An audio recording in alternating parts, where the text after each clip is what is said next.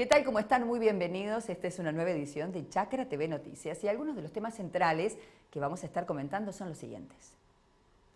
El consumo promedio de carne vacuna por habitante en febrero de 2021 fue de 49 kilogramos por año. En tanto, en los últimos días, el analista Ignacio Iriarte consideró que en el mes de marzo habría bajado el consumo a 45 kilogramos per cápita y por año en promedio.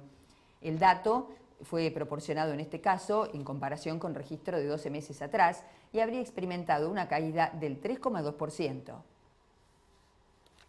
Se perderían 1.320 millones por una baja en la cosecha de soja, producto de la sequía. Por culpa de la falta de lluvias que se profundizó en el mes de febrero sobre parte del área agrícola, como en el norte y oeste de Buenos Aires, las previsiones del aporte económico de la cosecha ya registran con este escenario una poda de al menos 1.320 millones tras una merma para la soja en la producción. Crecen ahora las expectativas habida cuenta de las lluvias de los últimos días.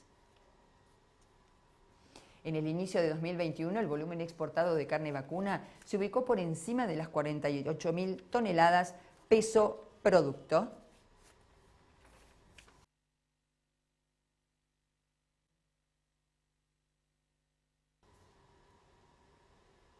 Y vamos a ver ahora qué ocurrió en el mercado de Hacienda de Liniers en esta jornada con el ingreso de animales. 223 camiones con 8.216 animales. Reiteramos, 223 camiones con 8.216 animales después del lunes flojito que vivimos en la víspera con un ingreso de un solo camión. De todos modos, recordemos que es una fecha en vísperas a lo que son las Pascuas cristianas, por lo cual el consumo de carne habitualmente en estos días cae notablemente.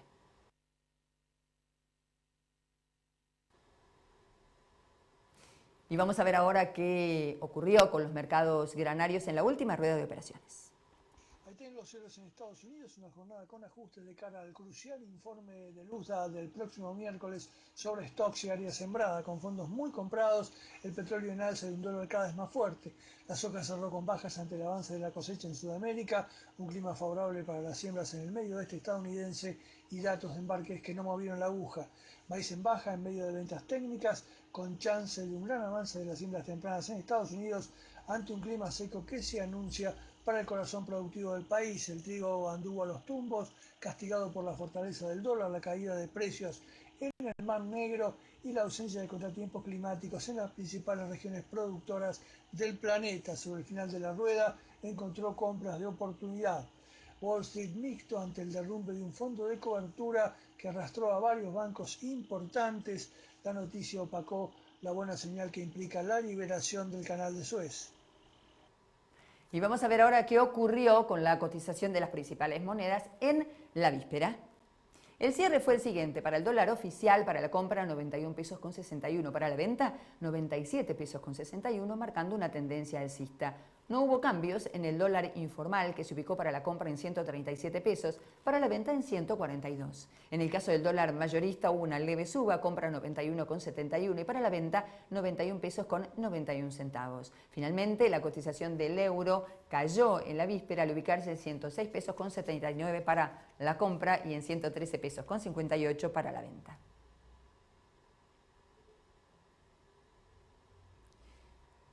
Y vamos a ver ahora cómo sigue el tiempo con datos que nos suministra el Servicio Meteorológico Nacional.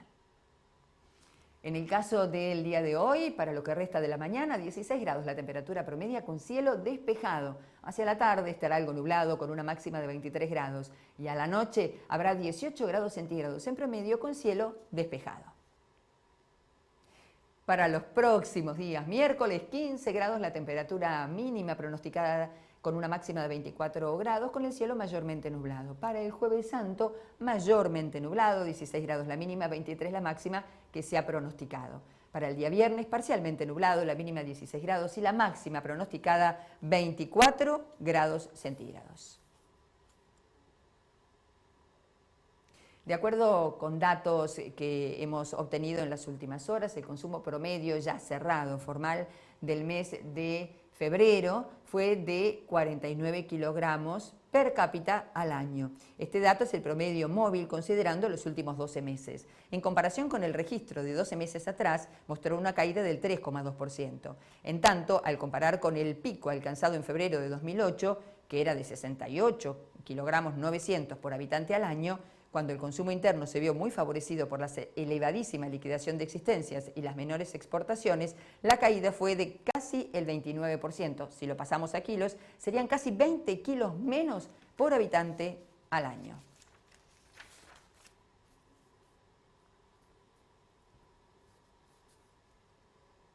El SENASA y el CONICET investigan el comportamiento de las langostas en Jujuy. Ahora estamos en San Pedro, en provincia de Jujuy, trabajando con Esquistocerca cancellata. Digamos, el objetivo es colectar individuos para hacer trabajos de investigación en un proyecto sobre ecología nutricional, donde evaluamos todo el comportamiento alimentario de esta especie, que es considerada una de las mayores plagas del agro argentino. Esta investigación está hecha desde, digamos, posturada desde el CONICET, pero articulamos y trabajamos con la gente de SENASA, con técnicos del SENASA, y bueno, en este sentido es importante resaltar de alguna manera la interacción que tenemos trabajando tanto acá en el norte del país como en Patagonia, donde articulamos también en otros proyectos de investigación. Desde el 2015 en particular, como todos saben, reapareció en esta condición de gregaria Esquistocerca cancellata en el noroeste o norte de la República Argentina, y bueno, iniciamos una serie de estudios, ya habíamos realizado otros, pero la idea es conocer cuál es el hábitat, cuáles son las diferencias entre la fase solitaria y la fase gregaria, qué tipo de desarrollo tienen, cómo es el ciclo. Ahora estamos encarando todo lo ligado a ecología nutricional, y bueno, un poco siempre en función de dar alguna práctica de manejo adecuada para los productores.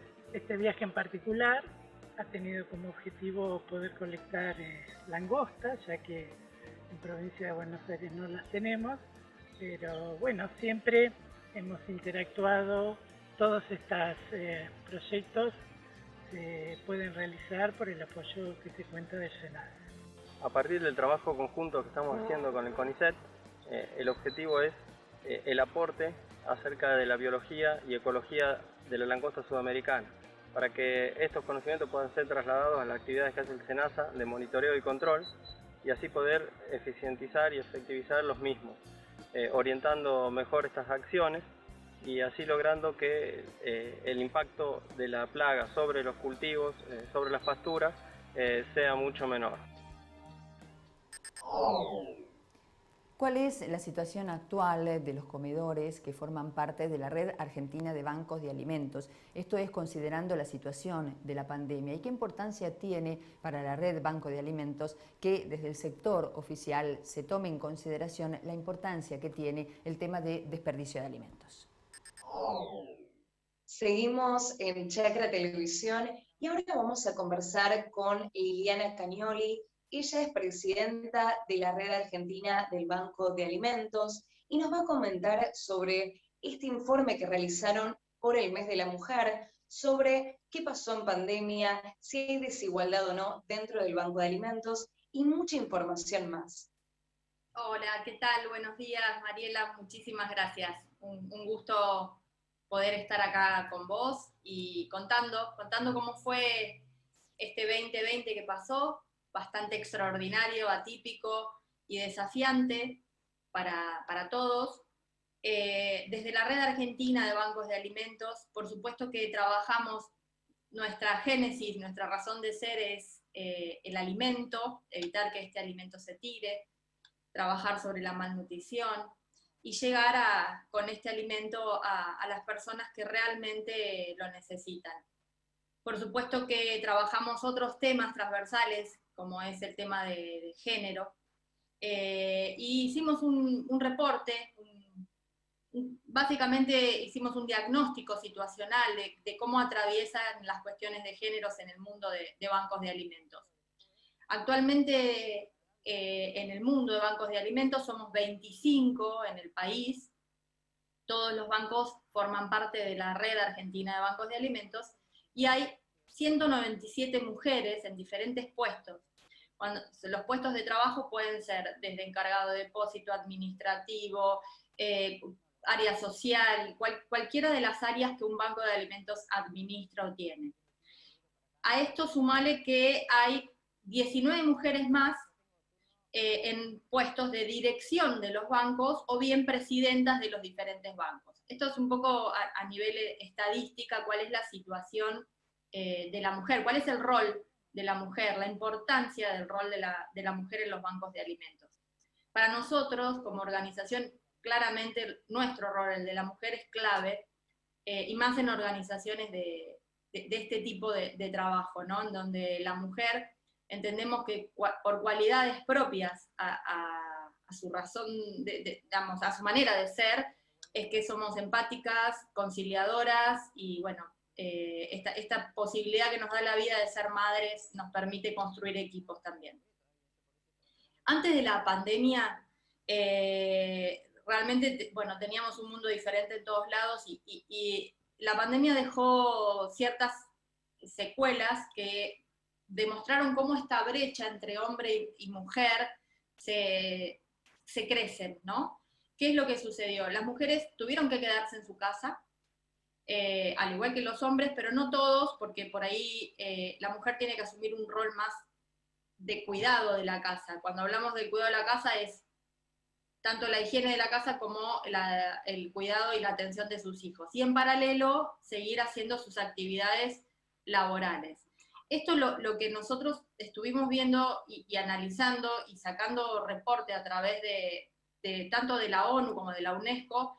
Son estadísticas que muestran cómo el 24% de la diferencia, la brecha que hay entre hombres y mujeres, tanto en cuestión de economía mundial, como también otro de los temas que vimos fue el liderazgo de la mujer. A nivel mundial vos tenés 20 países que tienen jefas de Estado, a nivel mundial, o sea, de todos los países que tenemos en el mundo, solo 20 mujeres. Después, otra de las cosas que nosotras, digo nosotras porque en el área justo de comunicación y este diagnóstico lo hizo una mujer, hubieron cifras que nos llamaron muchísimo, muchísimo la atención, es que a partir de este COVID, de esta pandemia, sabemos que 23% de las mujeres tuvieron la imposibilidad de conectarse a Internet, por esto de que muchas de las mujeres están en zonas rurales, en donde no hay acceso a la conectividad. Esto siempre estamos hablando de cifras mundiales. ¿Qué fue lo que nosotros hicimos? Hicimos un cuestionario y les preguntamos a las mujeres del mundo de bancos de alimentos, y ahí ya sí entramos en lo local, cuáles fueron los sentimientos, cuáles eran las emociones que transitaron durante el periodo de pandemia. El 74,5% de las mujeres dijo que su mayor emoción fue la incertidumbre. O sea, ese fue el estado básicamente que transitamos la gran mayoría de las mujeres, y solo el 7% dijo que estuvo ansiosa y angustiada. ¿Por qué este punto? Vos imaginate que nosotros de alguna manera vamos haciendo un análisis, ¿no? Porque frente a esta incertidumbre, lo que planteaban es, se sigue adelante. O sea, es esa emoción de incertidumbre, pero no paralizante. ¿Sí? En el mundo de bancos de alimentos tuvimos que buscar todas las maneras de motivar a nuestra gente a través de talleres y esto, ¿no? De la conectividad, esto que estamos haciendo vos y yo, el poder verse, hizo que pudiéramos sostener las emociones de la gente y que la gente no cerrara los bancos de alimentos. Y como bien escuchaste, muchos de los bancos, las directoras ejecutivas y las presidentas son mujeres, por lo cual teníamos encuentros para lograr que esta mujer que llevaba al frente esta situación tuviera más allá de la incertidumbre, las ganas de seguir, la fe y no perder la esperanza de que esto iba a tener un periodo de tiempo. La pandemia lo que hizo es ensanchar la brecha de la desigualdad, entonces estar colaborando y contribuyendo con alguien más cuando en ese momento quizás a una le falta es más dificultoso de lo habitual, imagino. Totalmente, sí. Hubieron otras cifras, digo, a nivel mundial que a nosotros nos preocuparon mucho en términos de alimentación. Sabemos que 85 millones de niños que asistían a escuelas primarias en ese momento dejaron de recibir el alimento. O sea, y ahí es donde entra y pesa fuertemente el rol de la mujer, ¿no? Porque tuvo, y sigue haciéndolo, por supuesto, cuidar a esos niños y salir en búsqueda de ese alimento también. Son situaciones muy complejas. Nosotros cuando decimos que el COVID de alguna manera llegó para quedarse, las consecuencias, puedo dar fe, digamos, y lo vemos a diario en los noticieros, que la consecuencia de salud no es la más grave. Acá hay otras consecuencias que son la economía y la sociedad. Hoy realmente el COVID afectó fuertemente a toda la estructura, digamos, a lo estructural de nuestro país. Y eso como mujeres, por eso digo, este 74,4%, la emoción, la sensación de incertidumbre se nos hizo como diaria, cotidiana, de qué va a pasar, cómo se sale de esto. Sin embargo, pudimos lograr que los bancos no cerraran, que a pesar de que tuvieron que cambiar todas sus operaciones, porque no tenían voluntarios, los bancos de alimentos trabajan gracias al voluntariado, no cerraron las puertas, se acrecentó la demanda, cambiaron la metodología de entrega. ¿Por qué? Porque los comedores en pandemia no podían asistir a la gente de la manera que lo hacían antes, que era sentándose en una mesa y entregando el plato de comida, sino que tuvieron que tragar en bolsones y viandas. Y vuelvo a decirte, los bancos de alimentos no cerraron, siguieron y triplicaron la demanda. Nosotros en el 2020 llegamos a entregar a nivel nacional, en estos 25 bancos de alimentos que constituyen la red, llegamos a más de 5.200 comedores, entregamos más de 31 millones de kilos de mercadería, un gran porcentaje de esos 31 millones, 12 millones y medio fueron de frutas y verduras. Se generaron a nivel nacional más de 100 talleres en estos comedores, para que los comedores pudieran también, todos tuvieron que adaptar sus operaciones, entonces había que hacer mucho trabajo desde lo humano, contener esta situación de manera tal que se pueda seguir frente a la adversidad. ¿Cómo fue esa instrucción y ese acompañamiento, esas directivas para coordinar los distintos bancos de alimentos y que se pueda llevar a cabo esa operación? Hay una realidad, ¿no? Cada banco está en un lugar geográfico. Cada banco tiene sus propias cualidades por el hecho geográfico en donde se encuentra y cómo es institucionalmente. Son autónomos. Nosotros a nivel nacional, desde la red, lo que hacíamos era estar en contacto permanente con cada una de las directoras o los directores o los presidentes de los bancos para que nos contaran cuál es la realidad. Semanalmente teníamos a nivel red talleres de reflexión y ya en el transcurso del año brindamos talleres a todos los equipos. Llegamos a hacer 26 talleres. En el 2020 llegamos a más de 1.600.000 personas. Nosotros antes de pandemia, llegamos a 450.000. Por eso digo que se triplicó, realmente el esfuerzo fue importantísimo. Y digamos, en el 2020 teníamos 2.900 voluntarios a nivel nacional. Al principio, por supuesto que no se podía trabajar con voluntarios, en la medida que cada provincia o cada norma o restricción lo permitía, fueron incorporándose los voluntarios. Y con estos kilos de comidas que te comentaba hoy, en proporción lo que logramos fue entregar 90 millones de raciones de comida de alimentos. Así que realmente fue un año complejo, fue un año intenso, desafiante y con mucha oportunidad de crecimiento. Y que sabemos que este año 2021 va a ser, no sé si igual o más o menos, pero va a ser muy complejo también, porque en el 2020 lo que sucedió es que podíamos rescatar alimentos porque habían cerrado tanto restaurantes, hoteles, vamos, mucho de la gastronomía cerró, producto del confinamiento, y hoy las empresas empezaron a producir realmente lo que tienen la posibilidad de vender, por lo cual a los bancos de alimentos se nos ha complicado más esto de conseguir el alimento, pero aumentó la demanda, o sea, tenemos más demanda y menos oferta, ¿no? Bueno, justamente hacia eso iba. Preguntarte por un lado, ¿qué perspectivas tienen para este 21 que se ve que hay mucha necesidad y que continúa por el tema del coletazo que dejó la pandemia? Y por otra parte, la pregunta que nos hacemos siempre y le preguntamos a los políticos tiene que ver, en un país que es supermercado del mundo, donde se desperdician aproximadamente 16 millones de toneladas de alimentos, ¿cómo se puede recuperar eso? ¿Cómo hacer algo para que hay muchos alimentos que no se pueden comercializar, pero sí se pueden consumir? Están ustedes, pero ¿cómo intervenir para llegar a más cantidad de alimentos y que entre nuevamente al sistema y que la gente pueda acceder a ellos? Mira, Mariela, tu pregunta es clave. Creo que esto es una cuestión de valoración, de conciencia. El otro día hablando con una persona conocida, un chico de 25 años recientemente recibido, le paso el informe de los desperdicios de alimentos a nivel mundial y a nivel nacional. Me dice, wow, esto es increíble. Si realmente ese dinero fuera oro, qué diferente sería la situación.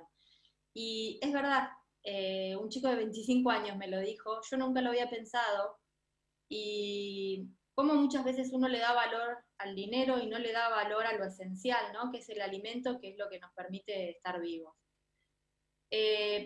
Yo lo que creo acá es que es una toma de conciencia, de que las personas tenemos que, la posibilidad, nuestra tierra es rica en producción, somos un país agrícola ganadero por excelencia, tenemos una capacidad de producción increíble.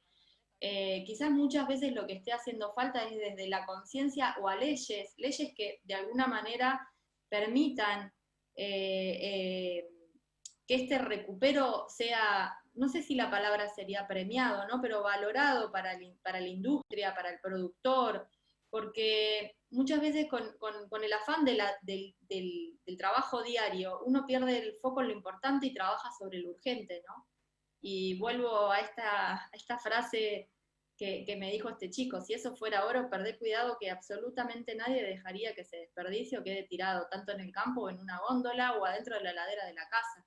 A nivel mundial, el 61% de los desperdicios están en el hogar, o sea, dejamos que se nos venza la mercadería. Es increíble. A nivel mundial se calcula que son 23 millones de camiones de 40 toneladas lo que se está tirando. Es inaceptable si lo pensamos, ¿no? ¿Cómo puede ser que haya gente que pase hambre cuando tenemos tanta producción, tanto alimento? Creo que esto es un llamado a la conciencia y decir, bueno, este es el mundo que queremos, este es el mundo que le queremos dejar a nuestros hijos, ¿qué va a pasar con las próximas generaciones? Todo depende siempre digo lo mismo, que cada acto tiene una consecuencia. Bueno, depende de cómo actuemos las consecuencias que vamos a seguir acarreando. Qué importante lo que decís, Liliana. Y bueno, ya estamos llegando al final de esta entrevista y me gustaría, por un lado, que le digas a todas esas mujeres lo importante que es que se sigan sumando a esta red de banco de alimentos, y por otra parte, el que quiere contribuir, tiene una empresa, sea chiquita o grande, ¿cómo lo puede hacer? Bien, primero los invito a visitar la página oficial de la Red Argentina de Bancos de Alimentos, que es www.redbda.org.ar. Hay muchas maneras de colaborar, tanto con la red como los diferentes bancos. Si ingresan en la web van a poder ver dónde están físicamente cada uno de estos bancos. Los invito no solamente a productores y a industriales, sino a la comunidad en general. Todos tenemos algo por dar, desde un servicio, desde una mano simple para acomodar dentro de un depósito la mercadería. Todos podemos dar o entregar algo. A veces uno siente que no puede dar nada, pero con lo poquito que demos cada uno, por supuesto que se van a generar grandes cambios y grandes logros. Y a las mujeres, ¿qué decirles, no? Básicamente es, tanto los hombres como las mujeres somos necesarios en el mundo, pero me gustaría decirle a las mujeres que saquen a relucir sus mayores dones, su mayor capacidad, que es la de procrear, la de dar vida, la de armonizar, la de construir familia y la de tener esa empatía de ponerse en el lugar del otro, ¿no? Comenzó la campaña de cosecha de la soja, concretamente la cosecha de soja, y los primeros resultados, de acuerdo con la Bolsa de Comercio de Rosario, indican que los rendimientos son variables. ¿Por qué? Porque recordemos que hubo una profunda sequía durante buena parte del periodo de soja. En función de ello, hay que tener en cuenta que se perderían 1.320 millones de dólares por una reducción de la cosecha, que sería, como dijimos, producto de la falta de precipitaciones. De todos modos, se han generado buenas expectativas a partir de las últimas lluvias que sobre todo favorecieron al noreste de la República Argentina. El informe señala que por la falta de lluvias en un periodo importante para el desarrollo de la oleaginosa, por ejemplo en el norte y el oeste bonaerense, las previsiones del aporte económico de la cosecha con este escenario podrían tener un recorte de por lo menos 1.320 millones tras una merma para la producción de soja. Así se desprende del informe que dio a conocer la Bolsa de Comercio de Rosario, que volvió a hacer un recorte en la estimación de producción de la oleaginosa y la dejó en 45 millones de toneladas. Esto es 4 millones de toneladas menos que en su estimación anterior.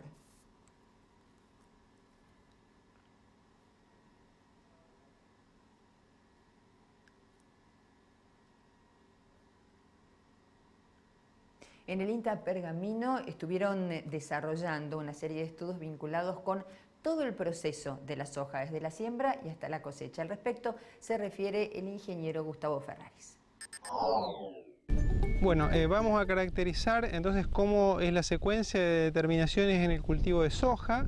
En este caso nosotros utilizamos una máquina de experimental de cono, en la cual preparamos sobres con las distintos niveles de semilla, tratamiento de semilla o de fertilización, y los vamos introduciendo en dos conos alternativos que tiene, digamos, la sembradora, en el cual en uno podemos aplicar semilla y en otro fertilizante. El tamaño de parcelas que utilizamos es de 3 surcos a 40 centímetros y 8 metros de profundidad, que coincide, ¿no es cierto?, con el mismo tamaño que tiene nuestra cosechadora experimental. Es decir, nosotros sembramos toda la parcela y cosechamos toda la parcela. Solemos utilizar el mismo diseño de sembrar los tratamientos uno al lado de otro y hacia atrás las repeticiones en un número de 4 a 6 según la variable que nosotros vayamos a estar evaluando. En cuanto a la secuencia de determinaciones, también la caracterización del sitio es muy importante a través de la medición del contenido de agua, el contenido de nutrientes en el suelo, que lo hacemos por bloque, el mismo número de muestras que usábamos en maíz, 5 o 6 muestras en profundidad hasta por lo menos el 1,5 metros para caracterizar el contenido de humedad, y alrededor de 20 muestras en la capa superficial de suelo. En soja en general no medimos nitratos porque no se fertiliza con nitrógeno, entonces medimos en la capa superficial de suelo unas 20 muestras por bloque.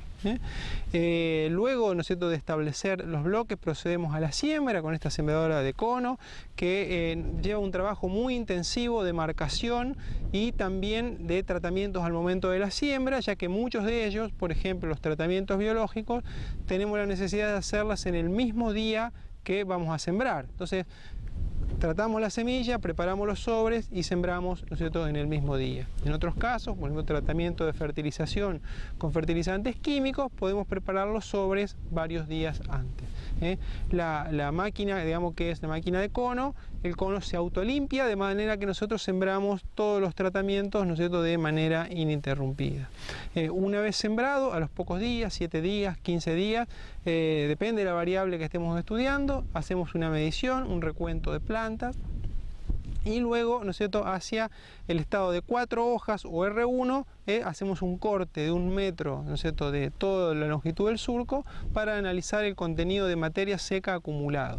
Eso es de gran relevancia en aquellos tratamientos donde evaluamos fertilización al inicio, tratamientos arrancadores, bioestimulantes o micronutrientes sobre semillas, ya que se supone que esos tratamientos deberían mejorar la tasa de crecimiento inicial y también la acumulación de materia seca. Cuando va llegando el momento de R3, R4 y el cultivo empieza su periodo crítico, el inicio de las primeras vainas o digamos la vaina del máximo tamaño, es donde tenemos la mayor parte de las mediciones. Ya el cultivo en general ha alcanzado su completa altura de plantas, entonces medimos la altura final de las mismas. Eso también lo podemos hacer al momento de la cosecha, ¿no es cierto?, porque la altura por supuesto que no va a cambiar, y solemos medir el contenido de nitrógeno en hojas en el penúltimo nudo de la planta a través del medidor de clorofila Minolta SPAD 502. Eso sobre todo lo hacemos cuando hacemos tratamientos de inoculación o aquellos que estén relacionados con el metabolismo del nitrógeno. También hacemos una medición de NDVI sobre el canopeo a través del sensor Green Seeker, que en las hojas tenemos la facilidad de poder caminar por arriba del canopeo, ¿no es cierto?, durante prácticamente todo el cultivo, y hacemos una medición de nodulación. Esta medición de nodulación la hacemos retirando 10 plantas por parcela, y luego esas 10 plantas vamos a irla calificando en un número de 1 a 5 en función de la cantidad de número, tamaño, la distribución de los nódulos y su funcionalidad. El número, ¿no es cierto?, en función de la cantidad que observemos, la calificamos de 1 a 5. El tamaño, cuanto más grandes sean los nódulos, mayor es la masa nodular y entonces son más eficientes en fijar nitrógeno. La distribución, lo mejor es que estén cerca del cuello de raíz, agrupados en el tallo principal, en la raíz principal, que es donde reciben la mayor cantidad de fotoasimilados. Y la funcionalidad la analizamos cortando esos nódulos y observando si tienen tonalidades rojizas. Todos aquellos de color rojo son funcionales y indica que son nódulos que están fijando nitrógeno.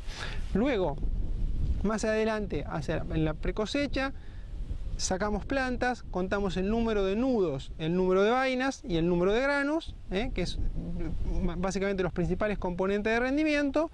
Luego, cuando el cultivo llega a la madurez de cosecha, procedemos a hacer la misma de manera mecánica y sobre una muestra de grano hacemos la determinación de peso de 1000 granos y eventualmente algún análisis de calidad, que podría ser pasar por el porcentaje de proteína, el porcentaje de aceite o el contenido de alguno de los nutrientes. Y con eso estaríamos completando el set de datos que habitualmente registramos en nuestros cultivos de soja.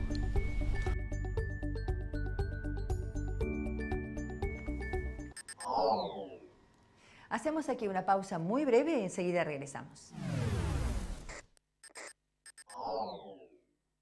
Rotoenfardadoras Mainero, un negocio redondo, alta capacidad de compactación, gran productividad y el mayor rendimiento, con atador de hilo y red y sistema de cúter o tradicional. Hable hoy con su concesionario Mainero, tenga el mejor equipo, los mejores rollos y cierre un negocio redondo. Mainero. El asado con amigos puede esperar. Ahora es momento de cuidarnos. Por eso, quédate en casa y cocina en casa. Encontrá las mejores recetas en carneargentina.org.ar. Es un mensaje del Instituto de Promoción de la Carne Vacuna Argentina. El campo evoluciona. Nosotros también. Desarrollamos una nueva solución digital para comprar y financiar tus insumos agrícolas con las principales marcas. ¿Cómo funciona? Las insumeras ingresan la compra en nuestra plataforma. Vos la probás en Office Banking o la app. Galicia Rural. Siempre adelante. Nueva pulverizadora CIA con motor delantero de Pla. Equipada con sistema integrado de aplicación.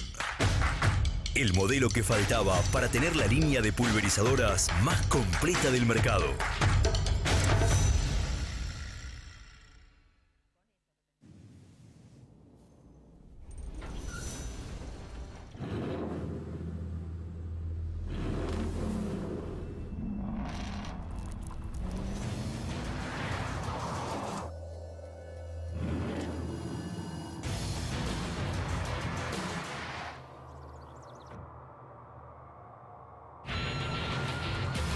Amarok V6, la más indomable de las Amaroks. Volkswagen.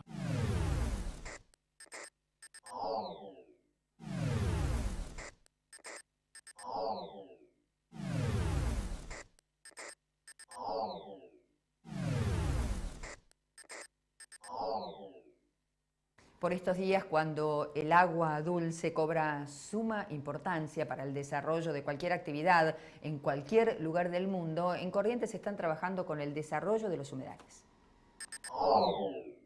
La reunión preparatoria de la Comisión Provincial del Inventario de Humedales, que establece la Ley 6.548, sancionada el año pasado, que fijó esta obligación, esta responsabilidad del Estado y al Ministerio de Producción y al Instituto Correntino del Agua y el Ambiente de trabajar en el inventario provincial de humedales. En este sentido, ¿cuál es el plazo que establece la ley? ¿Cómo se empiezan a organizar para ese trabajo conjunto? Bueno, la ley establece un plazo inicial de trabajo de 180 días, prorrogable por otro tanto más, es decir, un año de plazo de trabajo. Lo que queremos es iniciar estas tareas, es un trabajo de una gran envergadura que requiere un trabajo interdisciplinario y técnico muy importante. Están involucrados los principales organismos que más conocen del tema, como el SECOAL, la Facultad de Ciencias Agrarias de la UNE, el Instituto Nacional de Tecnología Agropecuaria, el Consejo Profesional de Ingeniería Agronómica y otros organismos que puedan colaborar del aspecto técnico.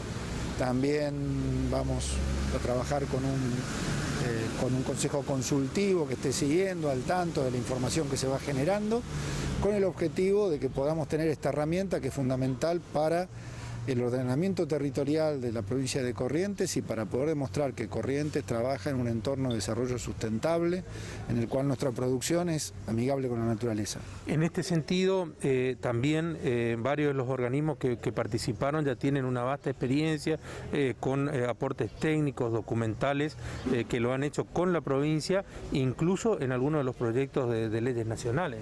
Sí, ya vienen trabajando, el INTA con el equipo de recursos naturales viene trabajando y va a mostrar lo que es su equipo, el trabajo técnico, lo mismo el SECOAL, que tiene una amplia experiencia en el tema, en todo lo que es quizás uno de los organismos que más trabajos tiene en todo lo que tiene que ver con los humedales de Corrientes y de otras regiones.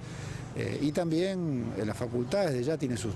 Este es un trabajo donde hay mucho que no es solamente una definición o un inventario, un simple mapeo de humedales. Acá hay que trabajar acerca de algo que es muy dinámico y que en nuestra provincia es de importancia clave. En eso Corrientes da un paso adelante justamente porque le interesa su desarrollo productivo, pero también proteger a aquellos que deciden producir siempre en el marco del cuidado del medio ambiente. Por supuesto, nosotros tenemos de alguna manera uno de los lemas de la provincia es producir con naturaleza, producir conservando y demostrar que el cuidado de nuestra casa, que en definitiva es el territorio de nuestra provincia, es una de las principales responsabilidades no solo del gobierno, sino de todos los habitantes de la provincia. ¿Cómo se va a financiar todo este proceso, ministro? Esto tiene previsto en la ley el aporte del Fondo de Desarrollo Rural y también vamos a buscar los recursos necesarios, seguramente de algunos organismos, como el caso del Consejo Federal de Inversiones, que puedan aportar fondos para el trabajo técnico que viene de aquí en adelante, que es muy importante. Además hay que tener en cuenta que es una comisión que tiene un largo plazo en el tiempo, ya que no es solamente hacer el inventario, sino después actualizarlo y mantenerlo y trabajar en todas las líneas de conservación y de manejo sustentable que se vienen de aquí a futuro. Analizan en Tucumán, provincia que es la principal productora de limones, cómo potenciar justamente ese producto. Siempre es importante reunirse con el sector privado y escuchar cuáles son sus propuestas a futuro. Y en ese sentido, el gobernador fue muy claro cuando le solicitó al presidente de Cítricos San Miguel mayor inversión en la provincia. Para conseguir una mayor inversión en la provincia y a su vez generar nuevos puestos de trabajo, es también importante el acompañamiento del Estado. Y en ese sentido, nuestro gobernador, el doctor Juan Mansur, se ha puesto a disposición de Cítricos San Miguel para agregar más valor todavía al que se le agrega al limón, ¿no es cierto?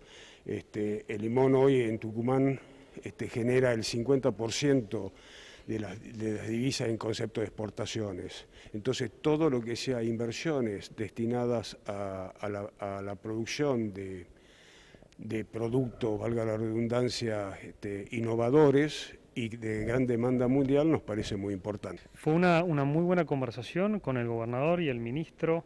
En ese sentido, las recientes novedades de la baja de aportes patronales para el sector fueron muy bien vistas por el sector privado. Este sector es un sector que puede seguir creciendo como lo ha hecho en los últimos años, pero para hacerlo necesitamos un trabajo en conjunto, tal como se está haciendo, que nos ayude a recuperar los niveles de rentabilidad que este sector ha tenido en estos últimos años. Creció la exportación de carne vacuna argentina al mundo sobre el principio de este año 2021. El informe indica que fue la primera vez en la historia para un enero que en total se certificaron exportaciones por 48.2 mil toneladas peso producto, es decir, 14,7% más que en enero del año pasado. Casi el 75% del total se dirigió a China, en concreto el 87,5% del crecimiento interanual del volumen exportado se explicó justamente por ese gigante asiático. Convertidas a toneladas res con hueso, en total se exportaron 68.9 mil toneladas en enero del corriente año, volumen que resultó un 10,8% superior al de enero del año 2020.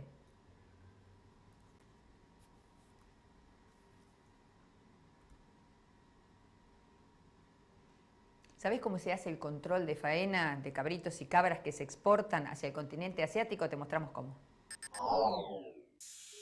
El compromiso SENASA es que ahí en Ojo de Agua hay un establecimiento de pequeño rumiante que se dedica a la faena de las cabras y los cabritos, especialmente. En estos últimos años se hacía únicamente consumo interno y este último año en particular, cuando empezó la pandemia, se empezaron a realizar exportaciones al continente asiático, especialmente a la comunidad islámica, que las faenas son controladas, ¿sí? La controla el SENASA y controla el registro de los cuales los animales estén en condiciones aptas para el consumo humano. Las características del frigorífico que contempla las exigencias argentinas, de la República Argentina, y esa es la función de SENASA, intentar de resguardar la inocuidad de los productos alimentarios. El establecimiento empezó hace aproximadamente unos 15 años y empezó a compartir y empezó a incluirlo el SENASA con las reglamentaciones que adquiere el organismo hace unos 7, 8 años aproximadamente. La exportación empezó en este último año. Es una inclusión a la gente de la comunidad de Ojo de Agua, especialmente ya que es una comunidad alejada de lo que es la capital de Santiago del Estero. Santiago del Estero, lo principal, una de las principales cosas que tiene es la producción de los cabritos en la zona, ¿sí? Entonces esto también incluye al sector agropecuario de los alrededores, así consuman los cabritos que los producen ellos. Información que está ocurriendo en este instante, que tiene que ver con la definición por parte del gobierno de la provincia de Buenos Aires de cuál es la situación con relación al COVID en la República Argentina y concretamente en la provincia de Buenos Aires. Puntualizaron que hubo un aumento explosivo de casos y en tal sentido anunciaron nuevas restricciones. En 110 distritos se va a restringir la actividad nocturna y se van a prohibir los encuentros sociales de más de 10 personas. Esos 110 distritos de la provincia de Buenos Aires son aquellos que se encontraban aún en la denominada fase 4. En tal sentido, puntualizaron desde el gobierno provincial que concretamente Daniel Goyán, el ministro de Salud de la provincia de Buenos Aires, que fue quien puntualizó que el aumento fue explosivo en el número de casos, dijo que el escenario coincide con lo que está ocurriendo por estas horas en la ciudad de Buenos Aires. Entre otras cosas, se va a restringir la circulación desde las 2 de la madrugada y hasta las 6 de la mañana. Estarán exentos aquellos que desarrollen actividades consideradas esenciales, así como también productivas. Pasamos ahora a otro tema y tiene que ver con cómo se está desarrollando por estas horas y en un año tan particular en muchas cuestiones la actividad productora de leche en la República Argentina. Hablamos con Fabio Schneider, que es tambero de Entre Ríos. Me encuentro en comunicación virtual con Fabio Schneider. Él es productor lechero de la provincia de Entre Ríos y hace días nada más estuvo involucrado en un banderazo en reclamo por la situación de la lechería, no solo en la provincia de Entre Ríos, sino a nivel nacional. Sí, hola, ¿cómo estás, Mariela? Te agradezco este espacio que nos das. Sí, estuve participando, somos parte de la organización, ¿no? Tratamos de hacer visible el reclamo del sector lechero que está muy mal, principalmente en Entre Ríos, que tenemos un dato que te voy a pasar ahora, una estadística, que en las últimas décadas de 5.000 productores tamberos que éramos en Entre Ríos, hoy quedamos solo 800. O sea, ese es un dato muy frío y muy duro de la realidad. O sea, usted lo divide por los días y años, da cada 3 días y medio cierra un tambo. O sea, 2 tambos por semana dejan la actividad en Entre Ríos. O sea, estamos en una fase terminal. Si usted se fija en un mapa de la provincia de Entre Ríos, tenemos más de 7.000 y algo de cursos de agua, lo cual quiere decir que estamos llenos de arroyos, necesitamos caminos, necesitamos puentes. Esa infraestructura está abandonada hace prácticamente 30 años que no se hace un mantenimiento general y bueno, y usted sabe que en el tambo el camino es primordial porque la actividad lechera se realiza hasta el día de lluvia, no es que no se realiza y tenemos que sacar la producción.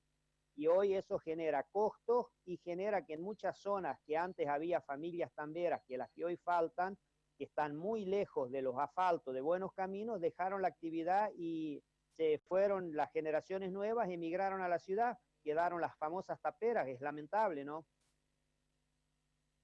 Otro de los factores que perjudicó a la lechería tuvo que ver con fijar estos precios para la leche justamente con precios cuidados, porque los costos siguieron aumentando, pero el valor para comercializarla se mantuvo congelado. ¿Cómo afectó esto y cómo repercutió no solamente a ustedes, sino a todos los que están allí en la provincia? Y bueno, es algo que mucha gente, a veces el ciudadano común no entiende, que el productor tambero, la producción está toda dolarizada, los insumos están todos a valor dólar. O sea, ese es el problema más grande que tenemos. Yo le doy un ejemplo nomás. Hace 2 años, con 1.000 litros de leche, compraba 2 cubiertas para la camioneta. Hoy necesito más de 2.000 litros de leche para comprar esas mismas cubiertas. Y así lo puede trasladar a todos los insumos. Y si vamos al valor histórico y con el tema de los precios pisados, le digo yo, porque el gobierno pisó los precios, pero con la billetera nuestra, porque realmente los precios pisados para que en la góndola no aumenten, lo pagamos nosotros con menor precio de nuestra materia prima, no el Estado bajando impuestos en la cadena o viendo las ganancias que hay en la cadena y apuntando ahí, ajustando a todos por igual. Yo estoy de acuerdo que tenemos que cuidar la canasta de los argentinos, la mesa tiene que estar servida en un país con tantos alimentos, pero no puede ser a costilla de los pobres productores, porque es muy fácil hacerse el guapo con la billetera ajena, como decimos en el campo, ¿no? Me gustaría que usted nos cuente cuál es el precio que comercializan el litro de leche los productores para que veamos la diferencia de lo que luego paga el consumidor final. Y bueno, Entre Ríos tiene otra característica, que cobramos menos en promedio que lo que cobra el resto del país. Hoy un productor está entre 22 y 23 pesos el litro.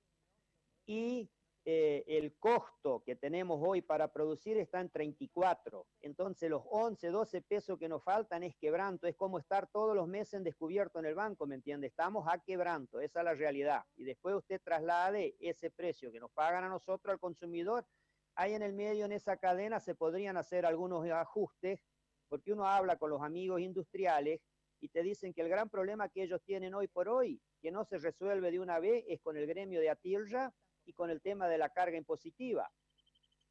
Para no tocar otros sectores, porque cuando el tambo empieza a hablar de la cadena láctea, enseguida tenemos todo lobby en contra de la industria láctea y de los supermercados, porque bueno, no quieren que se toque ese tema. Pero podemos tocar otros puntos específicos, o sea, hay promociones que le dan a la industria en el tema de las tarifas energéticas. Bueno, el productor, que también es un industrial, vamos a decir, no tenemos ese beneficio en la tarifa eléctrica. La carga impositiva, o sea, por cada 10.000 pesos de luz que yo pago en el campo, 6.000 prácticamente son impuestos y gastos innecesarios. Entonces, ¿por qué no hacemos una tarifa diferencial para el productor tambero, para que por lo menos, si no podemos tocar el precio, bajémosle los costos de producción? Tratemos en el tema impositivo que hay dentro de todos los insumos que uno consume en el campo, que a ese podría ser un ajuste, que a lo mejor el Estado podría resignar algún impuesto o achicarlo, y nos ayudaría en este momento sin tener que tocar el precio al supermercado, a la industria, para que ellos estén tranquilos y nos dejen sobrevivir. Yo como productor, la única expectativa que yo tengo, y aclaro, 50 vacas lecheras y somos de la famosa agricultura familiar que tanto se habla hoy en día. Sobrevivimos por eso, porque somos familiares. Mi pretensión hoy, como padre, 2 hijos y todo, es poder tener una vida como tiene un gerente de un banco. O sea, arriesgo un montón. Poder irme de vacaciones una vez al año, poder ir a mandar a mis hijos a las facultades. O sea, lo básico queremos. No queremos vivir bañados en oro, como dicen algunos, que los productores de campo nadan en abundancia. No, nada de eso. Solamente una vida normal, acorde al sacrificio que hacemos y al riesgo y todo el capital que invertimos. Porque 50 vacas hoy son varios millones de pesos, más todo el campo que hay que tener, toda la producción. Y que usted hoy esté mirando la billetera y no pueda comprar una cubierta, no pueda comprar otro repuesto, porque primero no lo consigue. Si lo consigue no saben qué cobrarle, porque le echan la culpa al gobierno que no abre la importación. Entonces todos somos rehenes de todos en realidad, porque esto es todo un problema muy amplio y afecta a la producción. Ganas de trabajar, nos sobran a los argentinos ganas de trabajar, porque lo demostramos, cada vez producimos más a pesar de no tener políticas agropecuarias que incentiven la producción. Necesitamos eso, políticas agropecuarias que incentiven la producción y no la vagancia. Mis hijos no se van a la ciudad porque no quieren ser planeros, pero no tienen un futuro, porque no hay un futuro, o sea, es sacrificio, ganar poco y encima todavía ser mal visto por algún sector de la sociedad. Muy fuerte, pero muy real sus palabras, y me gustaría saber cómo fue esa unión entre los distintos productores, cuáles fueron los reclamos puntualmente y cuáles son esas posibilidades de salida que ustedes le encuentran en lo inmediato para que no se sigan perdiendo productores en el camino. Bueno, yo creo que algo histórico pasó en Entre Ríos, que es que las 4 entidades de la Mesa Enlace Provincial tomaron el reclamo y hoy se conformó una, vamos a decir, una mini mesa gremial agropecuaria Tambera, de las 4 entidades, o sea, la Mesa de Enlace Tambera se conformó, y conformada, que es la primera vez en la historia que pasa, por productores reales, que ordeñan sus propias vacas, ¿me entiende? De cada entidad de las que la conforman, de la sociedad rural, de Coninagro, en fin, la que toda la gente ya sabe. Y se está trabajando fuerte para hoy. Lo primero que necesita el tambo en esta medida urgente es un financiamiento rápido, acorde a lo que el productor puede pagar para pasar esta tormenta, vamos a decir, y después ir pensando a largo plazo créditos blandos para hacer el saneamiento ambiental. Porque hoy los productores, que pasamos de una base semipastoril, contribuimos mucho en el tema del medio ambiente por el efecto de la capa ozono, o sea, de la huella de carbono y todo eso. Tenemos una posibilidad bárbara ahí y nadie toma el tema.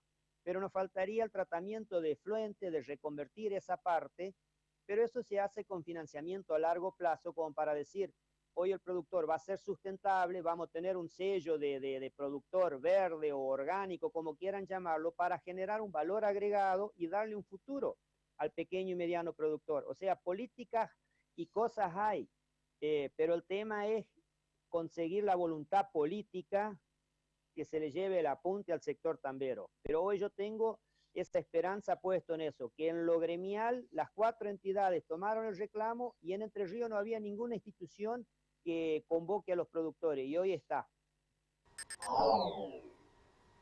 Y vamos ahora a pasar a la plataforma de medios agropecuarios Chacra, y allí revistachacra.com tiene como tema central la suspensión de actividades de 15 exportadoras de carne por evadir controles. La medida se llevó a cabo a partir del accionar coordinado entre organismos de control del sector agropecuario que detectaron operaciones de exportación de carnes realizadas por empresas no inscriptas en el Registro Único de Operadores de la Cadena Agroindustrial, el RUCA.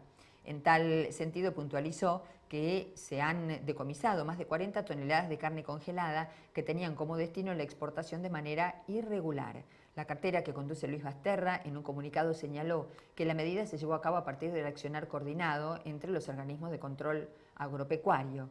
Como resultado de distintas investigaciones se logró desnudar la operatoria de varias organizaciones que se dedicaban a la exportación de carne y de granos con la finalidad de evadir los controles del Estado Nacional para su propio beneficio, en competencia desleal sobre el resto de los operadores y en grave perjuicio para las arcas públicas. Las acciones llevadas adelante por las dependencias nacionales responden al objetivo de transparentar el comercio exterior de los productos agropecuarios, haciendo cumplir las reglamentaciones vigentes en materia sanitaria y comercial, además de la suspensión del cumplimiento de las regulaciones impositivas y cambiarias.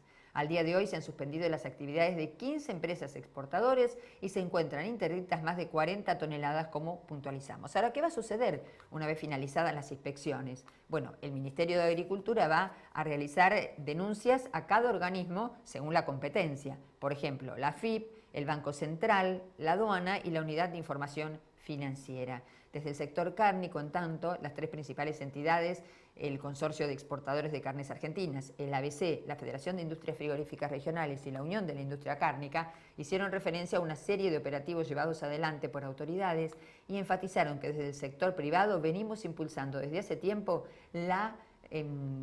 el desarrollo o la puesta en marcha de mejores investigaciones al respecto, considerando que la finalidad sería evitar la competencia desleal y mejorar el ambiente de negocios para apuntalar la creación de empleo genuino.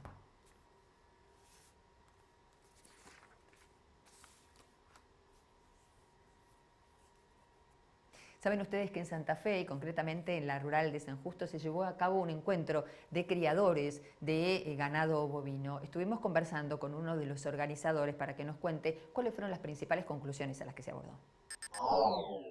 Para arrancar, agradecerles primero a la Cámara de Cabañas Santafesinas por elegirnos sede de este evento. La verdad que eso nos pone muy contentos. Un evento que lo quisimos desarrollar el año pasado y por una cuestión de pandemia no lo pudimos lograr.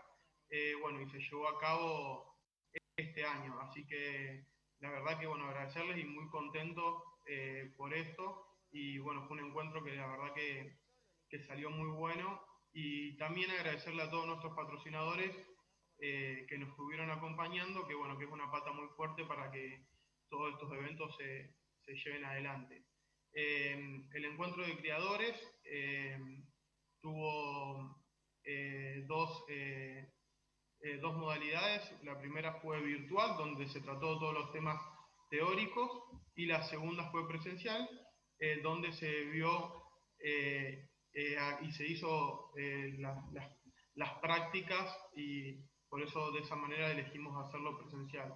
En sí, el foco del encuentro de criadores es brindarles herramientas y conocimiento a los ganaderos de la zona, propietarios de campos de cría, peones rurales, encargados, también estudiantes, médicos veterinarios, ingenieros agrónomos, o sea que abarcaba un abanico de gente bastante grande. Lo que se trató en ese curso, bueno, fueron fundamentos sobre razas, genéticas, biotecnologías, reproductivas, nutrición, sanidad, avance, marcación y preparación. Por eso, como te dije antes, tuvimos que las dos modalidades. El jueves 4 fue la virtual, donde se tocó todo lo teórico, y el 11 fue la presencial, donde hicimos todas las prácticas.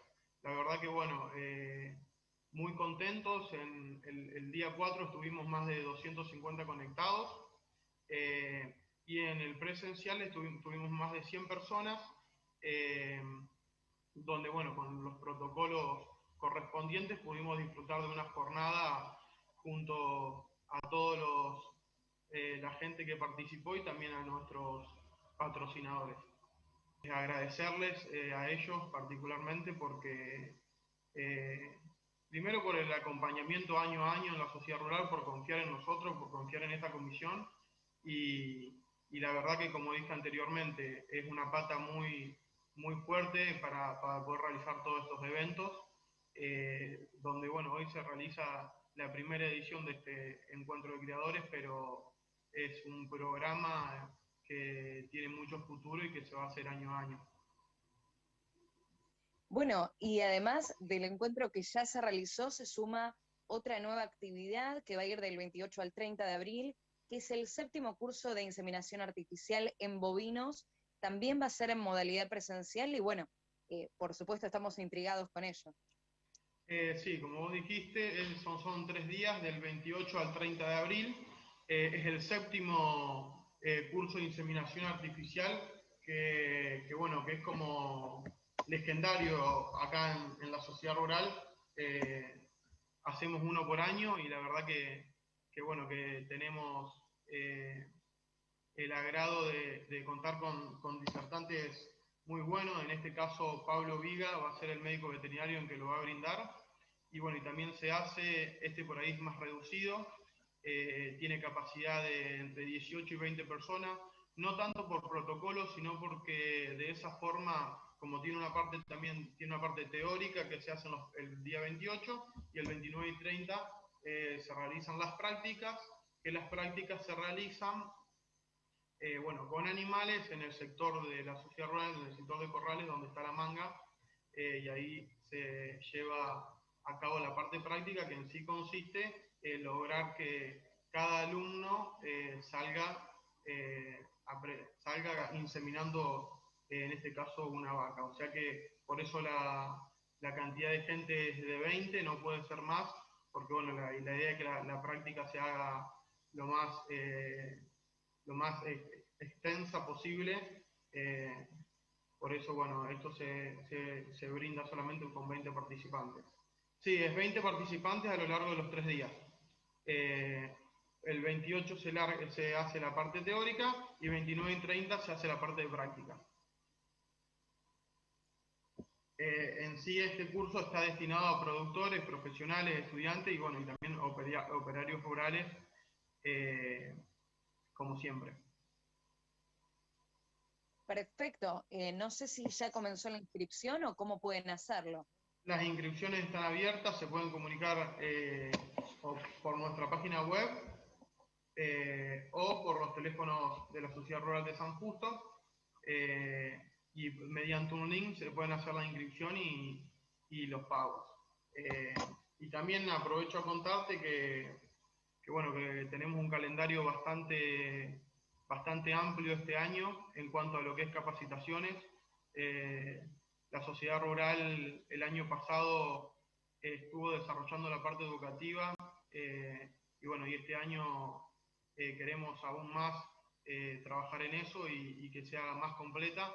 Así que bueno, venimos desarrollando un calendario bastante extenso en cuanto a lo educativo y bueno, los invito a todos a que mediante nuestra página o los teléfonos fijos puedan comunicarse y ponerse al tanto de todos los cursos que vamos a estar brindando a lo largo del año. Y vamos a reiterar ahora con datos del Servicio Meteorológico Nacional cuáles son las perspectivas climáticas para los próximos días.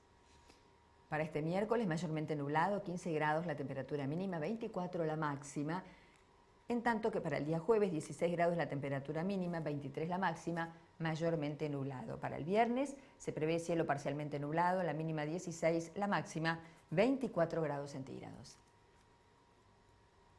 Y de esta manera llegamos al final de otra edición de Chacra TV Noticias. Como siempre, gracias por acompañarnos.